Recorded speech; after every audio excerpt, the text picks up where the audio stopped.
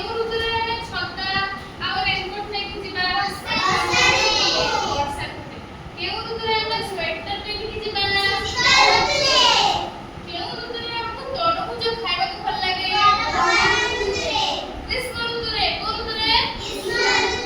ଆଚ୍ଛା କହିଲ କେଉଁ ଋତୁରେ ଆମ୍ବ ବଉଳେ? କିଏ କହିପାରିବ ନା? ଆମ୍ବ ବଉଳେ କେଉଁ ଋତୁରେ? ସବା ଶେଷ ଋତୁ କୋଉ ଋତୁ?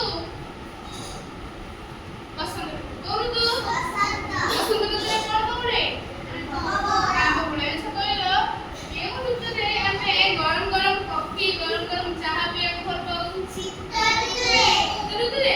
ଆଉ କେଉଁ ଋତୁରେ ଆମେ ଆଇସ୍କ୍ରିମ ଖାଇବାକୁ ଭଲ ପାଉ? ନା।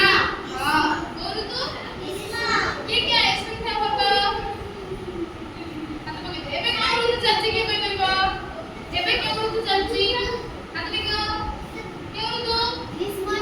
Very good. ଗ୍ରୀଷ୍ମ ଋତୁ। ହେଲା? ଠିକ ଅଛି। ଆଚ୍ଛା କହିଲ କେଉଁ ଋତୁରେ ଆମେ ସେମିତି ଗୋଟେ ସବୁ ପଡ଼ିଥାଏ ତଳେ ଆମେ ପଡ଼ିଯାଉ? କୋଉ ଋତୁ ସେଇଟା? ପୁରା ଏତେ ଜୋର ଗରମ ହଉଥିବ ତଳେ ପଡ଼ିଯାଉ। ନା ତାକୁ ଗରମ ଋତୁ କହିବେନି। କୋଉ ଋତୁ କହିବା? ଗ୍ରୀଷ୍ମ ଋତୁ। କେଉଁ ଋତୁରେ ଆମେ ବଣଭୋଜି କରିବାକୁ ଯାଉ?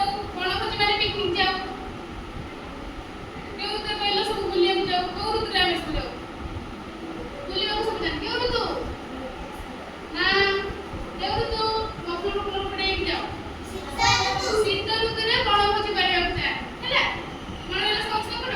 କେଉଁ ଋତୁରେ ଗଛଟା ଲଗାଇଲେ ଶୀଘ୍ର ବଡ଼ ହେଇଯିବ? Very good. Good girl. ବର୍ଷା ଋତୁରେ ଗଛ ଯଦି ଆମେ ଲଗେଇବା ଶୀଘ୍ର ବଡ଼ ହେଇଯିବ। କାହିଁକି ବଡ଼ ହେଇଯିବ କିଏ କହିପାରିବ? ପାଣି ପାଇବ। ପାଣି ପାଇବ ଆଉ ସେ କଣ ହେଇଯିବ? ବଡ଼ ହେଇଯିବ। ଆଚ୍ଛା କହିଲ କେଉଁ ଋତୁରେ ଗଛ ପତ୍ର ସବୁ ଝାଉଁଳିଯାଏ? କୋଉ ଋତୁ ସେଟା? ଗ୍ରୀଷ୍ମ ଋତୁ। ଖରା ନୁହେଁ। ଗ୍ରୀଷ୍ମ ଋତୁ। ହେଲା? ଆଉ କେଉଁ ଋତୁରେ ସବୁଆଡେ ପୁରା ପାଣିରେ ଭର୍ତ୍ତି? କେଉଁ ଋତୁରେ ନଈ ବଢ଼ି ଆସେ? କେଉଁ ଋତୁରେ ନଦୀ ନାଳ କୂଅ ପୋଖରୀ ସବୁ ଶୁଖିଯାଏ? ଆଚ୍ଛା ଭେରି